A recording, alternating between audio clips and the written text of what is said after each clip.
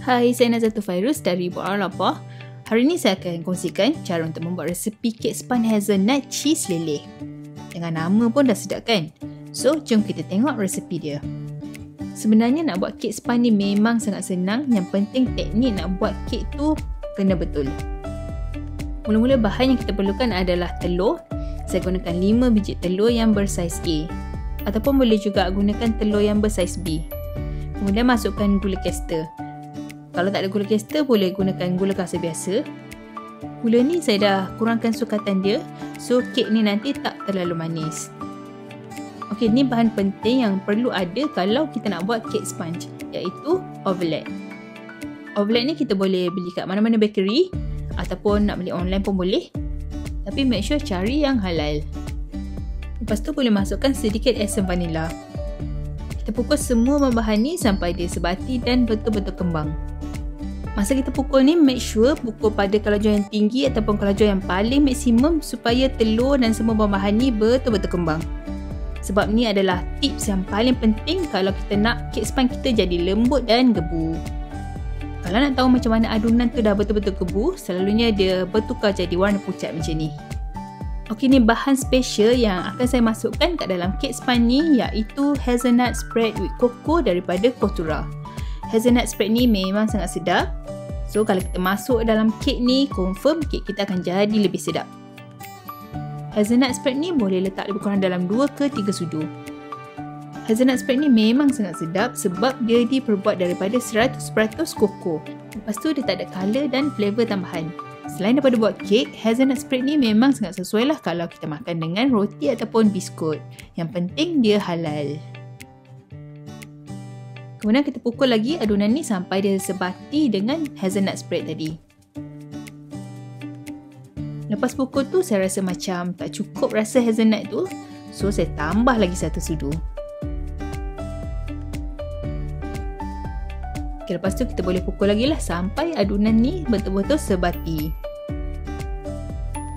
Okay, sambil pukul tu apa kata subscribe dulu YouTube channel kami. Lepas tu boleh follow kami dekat Facebook, dekat Instagram dan juga TikTok. Boleh like, komen dan share semua video-video kami.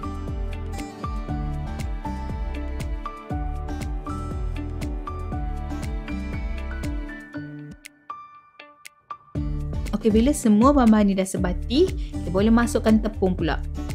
Untuk tepung ni saya gunakan tepung naik sendiri ataupun self raising flour. Kalau tak ada tepung ni, boleh juga gunakan tepung gandum. Tapi tepung gandum tu kita perlu ayak sekali dengan 1 sudu baking powder dan juga 1 sudu soda bikarbonat. Lepas dah ayak tepung tu, kita boleh terus masukkan kat dalam adunan kek ni. Tepung ni kita perlu masukkan sikit demi sedikit sambil pukul. Tapi masa pukul tepung ni, kita perlu gunakan mixer pada kelajuan yang paling perlahan. Dan jangan pukul terlalu lama sebab nanti kek kita akan jadi mendak. So kita pukul lah tepung tadi sikit demi sikit sampai habis. Okey, bila adunan kek ni dah sebati dengan tepung, kita boleh ketepikan dulu mixer tu. Sebab step seterusnya kita tak perlu lagi nak pakai mixer. Bahan terakhir yang kita perlukan adalah butter cair. Butter tu kita perlu cairkan dulu, lepas tu baru sukat suku cawan. Masa masukkan butter ni, kita cuma perlu kaut balik adunan. Jangan gunakan mixer. Ini pun salah satu tips yang penting untuk kita dapatkan kek sponge yang lembut dan gebu. Bila dah siap adunan tadi, kita boleh sediakan loyang yang sesuai untuk kita mengukus kek ni. Kalau nak bakar pun boleh juga, tapi kali ni saya buat versi kukus. Dan macam biasalah, sebelum masukkan adunan kek ke dalam loyang, kita perlu sapukan loyang tu dengan butter ataupun margarine. Sambil tu kita boleh panaskan dulu air kukusan. Make sure air kukusan tu mendidih dulu sebelum kita masukkan adunan kek ni. Okey, lepas tu boleh kukus sampai masak. Okey, sementara kita tunggu kek sponge tadi masak, kita boleh sediakan dia punya topping pula. Untuk topping ni saya gunakan cream cheese lebih kurang dalam 300 gram. Lepas tu boleh masukkan susu pekat manis lebih kurang dalam 3 sudu. Masukkan juga setengah cawan whipping cream. Okey, untuk menyedapkan lagi topping cheese ni, saya akan tambahkan cookie spread daripada Penori. Untuk cookie spread ni saya masukkan 2 sudu besar. Kalau nak lebih banyak pun boleh, tapi kena kurangkan susu pekat manis tadi. Cookie spread ni pula diperbuat daripada original Belgium Caramelized Crushed Cookies. Ingat tu, okey? Dia ada dua version, iaitu original dan crunchy. Cookie spread ni pun tak ada colour dan perisa tambahan.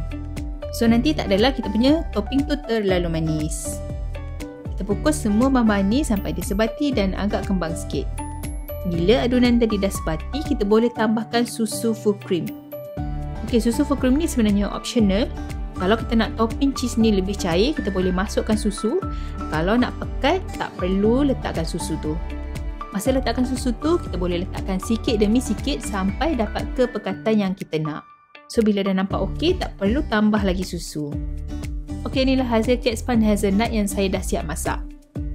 Kita boleh terbalikkan loyang tu di atas pinggan supaya kek kita tak mendap, dan biarkan lebih kurang dalam 5 ke 10 minit sampai kek tu agak sejuk sikit. Bila dah sejuk sikit, selalunya kek tu akan boleh keluar sendiri daripada loyang. Lepas tu boleh letakkan topping yang kita dah sediakan tadi. Nak letak berapa banyak pun boleh, lagi banyak lagi sedap. Lepas tu saya tambahkan juga hazelnut spread ke atas ni, supaya kek ni betul-betul rasa dia punya hazelnut tu.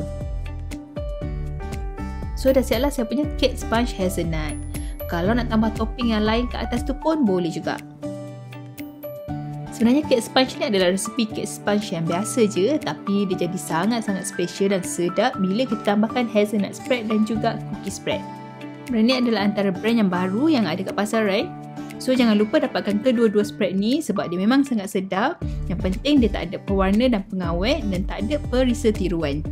Semua bahan-bahan yang saya gunakan untuk membuat kek sponge hazelnut ni boleh dibeli dekat bakery Bake with Yan. Ada banyak cawangan Bake with Yan ni tau. So boleh pergi dekat mana-mana je. Ataupun nak beli online pun boleh juga. Kalau suka makan kek sponge, boleh cuba kek sponge hazelnut yang saya kongsikan ni. Okey, itu je daripada saya, Nazlatul Fairuz. Selamat mencuba. Bye. Assalamualaikum.